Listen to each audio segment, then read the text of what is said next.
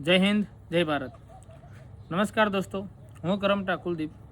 આપણે સૌ જેમ જાણીએ છીએ તેમ કે શિક્ષણ વિના આપણે કોઈ પણ સમાજની ઉન્નતિ પ્રગતિ સાધી શકાય એમ છે નહીં.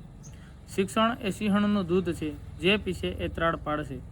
અને આ વાક્ય છે એ 100 નહીં 1000% સનાતન સત્ય છે.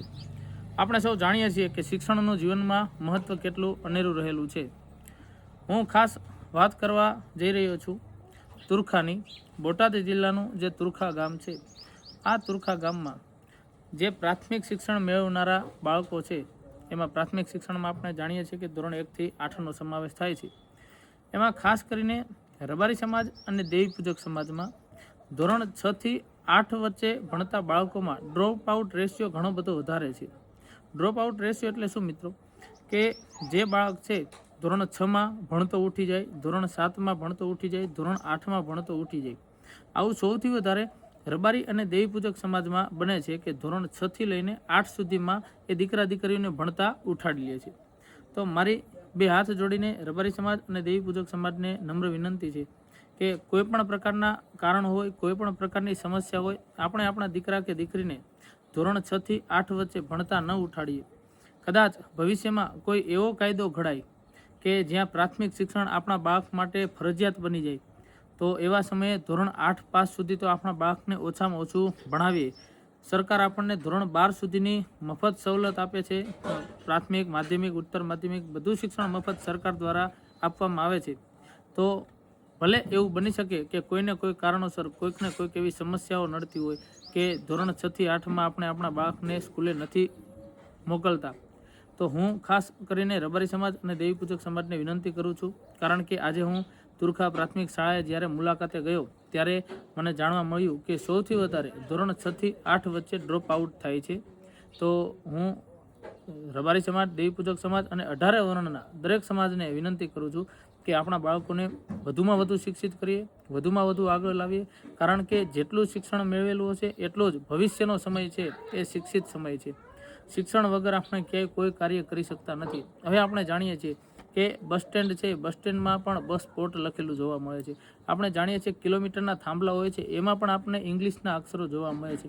તો જો આપણે આપણા બાળકોને હવે આ આધુનિક યુગમાં પણ શિક્ષણથી વંચિત રાખશું તો આપણા બાળકો ભવિષ્યમાં શું કરશે? તો આપણે આપણા બાળકોના હિત માટે એક આ કામ કરીએ.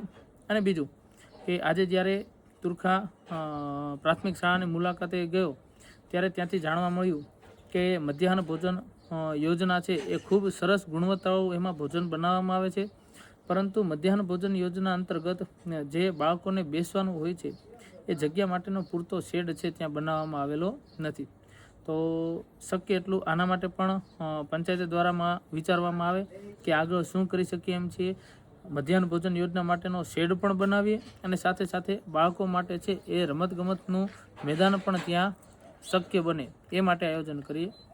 એક ત્યાં સમસ્યા એવી છે કે આખી શાળામાં પેવર બ્લોક છે, એ પેવર બ્લોકથી જાણે શાળાને ડેકોરેશનથી આમ સજાવી દીધી હોય એવી રીતે કરેલું છે.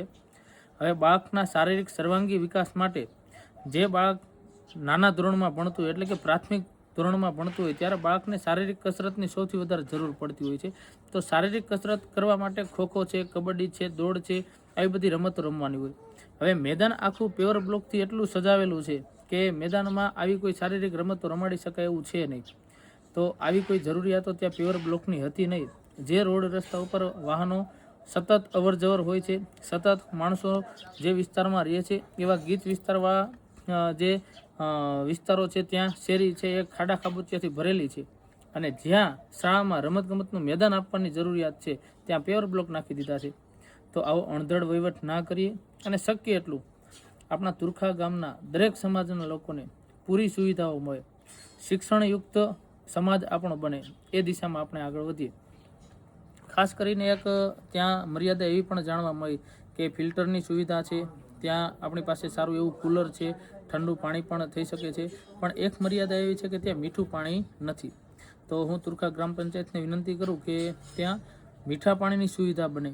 મીઠું પાણી છે એ નજીકમાંથી થોડીક જ દૂરથી ત્યાં આપણે પાઇપલાઇન દ્વારા મીઠું પાણી પહોંચાડી શકીએ એમ છીએ. તો મીઠું પાણી પહોંચાડતું કરીએ. જેથી કરીને ત્યાંના બાળકો છે એ મીઠું પાણી પીવા માટે અંદર જ્યારે મીઠું પાણી નથી મળતું એટલે એમને મીઠું પાણી પીવા માટે બહાર નીકળવું પડે, અને જ્યારે બહાર નીકળે છે ત્યારે રોડ રસ્તા પર વાહનોની અવરજવર ઘણી બધી વધારે હોય, કારણ કે તુરખા બોટાદનો મુખ્ય રોડ છે. તો અકસ્માત જેવી કોઈ સંભાવના ના રહે, આવ્યો કોઈ ડર આપણને ના લાગે, એના માટે આ વ્યવસ્થાને આપણે ધ્યાને લઈએ. હું તુરખાના દરેક સમાજના લોકોને કહેવા માગું છું કે જો આપણે ધારીએ તો આપણું ગામ શા માટે વધારે શિક્ષિત ના બને, જો આપણે ધારીએ તો આપણું ગામ શા માટે વધુમાં વધુ, જેવી રીતે ગુજરાતના ઘણા બધા ગામડાઓ છે સ્માર્ટ વિલેજ બનવા તરફ જઈ રહ્યા છે, આપણું ગામડું કેમ સ્માર્ટ વિલેજ ના બને? આપણે આપણા ગામને શા માટે બીજા બધા ગામડાની જેમ સાવ વંચિત ગામડું રાખીએ છીએ? આપણે આપણા ગામને, સમગ્ર ગામને કેમેરાથી સજ્જ બનાવીએ, સમગ્ર ગામને ખૂબ સ્વચ્છ ગામ બનાવીએ, ગોકળિયું ગામ બનાવીએ, વાઈફાઈથી સજ્જ હોય, ત્યાં ઇન્ટરનેટની સુવિધા મળતી હોય, આધુનિક લાઇબ્રેરીની સુવિધા મળતી હોય, આવું બધું આપણા ગામડાને મળે એના માટે આપણે વ્યવસ્થા કરીએ. એટલે ખાસ કરીને આ બધું કામ છે એ ગ્રામ પંચાયતે કરવાના હોય છે. ગ્રામ પંચાયતની જવાબદારીમાં આવતા દરેક કાર્યો છે, અને હું એવી વિનંતી કરું કે ગ્રામ પંચાયત શક્ય એટલી વહેલી તકે આ દરેક કામમાં તકેદારી રાખે, નહીતર આ બધા કાર્યો જો પંચાયત દ્વારા ન કરવામાં આવે તો ઉપલી સપાટી દ્વારા છે આ બધા કાર્યો ફરજિયાતપણે પણ કરાવવામાં આવશે. જય હિન્દ, જય ભારત.